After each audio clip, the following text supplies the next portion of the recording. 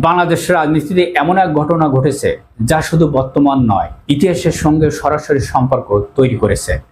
একটি সময় যে দল স্বাধীনতার স্বপ্ন দেখিয়েছে, আজ সেই দলকে রাষ্ট্র নিষিদ্ধ করলো। হ্যাঁ, বাংলাদেশ আওয়ামী লীগ, যাদের নাম স্বাধীনতার ইতিহাসের সঙ্গে গভীরভাবে জড়িয়ে, আজ তারা নিষিদ্ধ কার্যক্রমের তালিকায়। এটি কি শুধু একটি প্রশাসনিক সিদ্ধান্ত, নাকি এর ভিতরে আছে বড় কোনো রাজনৈতিক বার্তা? চলুন পুরো ঘটনাটি ধাপে ধাপে আলোচনা করি। সবকিছু শুরু হয় 5 আগস্ট থেকে, যেদিন দেশের রাজনৈতিক চিত্র হঠাৎ করে বদলে যায়। জনগণের তীব্র চাপে মুখে দেশ ছাড়েন তৎকালীন প্রধানমন্ত্রী শেখ হাসিনা, আর এরপর তৈরি হয় এক অন্তর্বর্তীকালীন সরকার। নতুন করে রাষ্ট্র পরিচালনার দায়িত্ব নেয় ডক্টর মোহাম্মদ ইউনূস। তাদের প্রধান দায়িত্ব ছিল একটি নিরপেক্ষ নির্বাচনের মাধ্যমে নতুন সরকার গঠন। এর মধ্যেই উঠে আসে সবচেয়ে আলোচিত সিদ্ধান্ত, একটি প্রজ্ঞাপন জারি করে জানানো হয় আওয়ামী লীগ এবং তাদের সকল অঙ্গ সংগঠনের কার্যক্রম নিষিদ্ধ। এই সিদ্ধান্তের পিছনে আনা হয় আইনের ভিত্তি, সন্ত্রাস বিরোধী আইন। বিশেষ করে 2009 সালে আইনের একটি ধারা।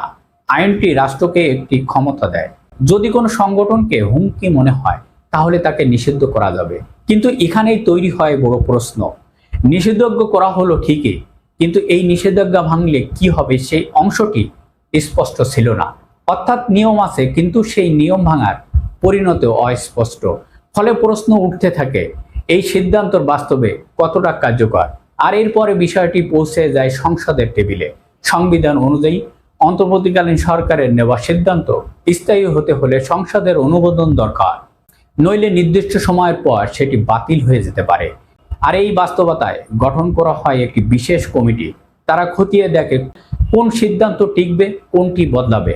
এখন সেই কমিটি বলছে এই নিষেধাজ্ঞাকে আরো শক্তিশালী করা দরকার। অর্থাৎ শুধু নিষিদ্ধ নয়, নিষেধাজ্ঞা অমান্য করলে শাস্তি যুক্ত করার প্রস্তাব দেওয়া হয়েছে। মানে কেউ যদি রাজনৈতিক কর্মসূচি করে, দলের নামে প্রচারণা চালায়, এমনকি সোশ্যাল মিডিয়াতে সক্রিয় হয়, তাহলে আইনের জটিলতাও পড়তে পারে। এখানে রাজনৈতিক চিত্রটা বদলে যায়, কারণ এখন লড়াই শুধু ভোটের লড়াই নয়, আইনের ভিতরেও। প্রশ্ন উঠছে, এটি কি আইনের স্বাভাবিক প্রয়োগ, নাকি রাজনৈতিক মাঠ সাজানোর নতুন কৌশল? বিশ্লেষকরা বলছেন একটি রাজনৈতিক দলকে নিষিদ্ধ করা খুব সংবেদনশীল সিদ্ধান্ত, কারণ একটি দল মানেই শুধু সংগঠন নয়, এটি মানুষের বিশ্বাস। ইতিহাসে এমন উদাহরণও আছে, নিষিদ্ধ হওয়া দলগুলো অনেক সময় উল্টো সহানুভূতি পায়, কারণ আওয়ামী লীগের রয়েছে দীর্ঘদিনের সংগঠন এবং শক্তিশালী ভিত্তি। এই বাস্তবতা প্রশ্ন হচ্ছে, তাদের সমর্থকরা কিভাবে দেখবে? তারা কি নীরবে থাকবে, নাকি অন্য কোনো উপায়ে নিজেদের অবস্থান জানান দেবে? এখানেই উঠে আসে আরেকটি গুরুত্বপূর্ণ দিক, বিচার ব্যবস্থা। অনেকেই মনে করেছেন এই ধরনের সিদ্ধান্ত আদালতের মাধ্যমে হওয়া বেশি গ্রহণযোগ্য, কারণ আদালতের রায় হলে সেখানে স্বচ্ছতা এবং কি নিরপেক্ষতার একটি ভিত্তি থাকে।